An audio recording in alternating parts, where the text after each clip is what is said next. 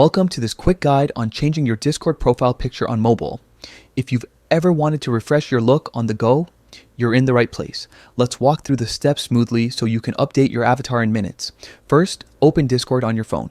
You'll be greeted by your list of servers and chats, but we're focusing on your personal profile today. Look toward the bottom of the screen and find your profile picture.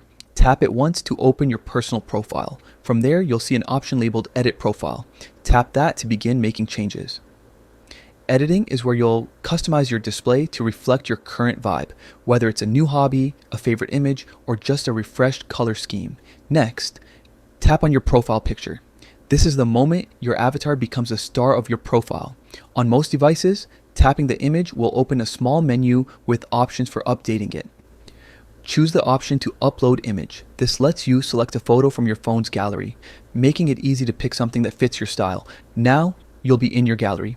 Browse through your photos and pick the image you want to use as your Discord avatar. When you found the perfect shot, select it. Discord will show you a preview so you can confirm how it looks. If you're happy with the crop and framing, save your changes. On some devices, you might need to confirm with a checkmark or a save button. That's it. Your profile picture is updated and your friends will start noticing the new look right away.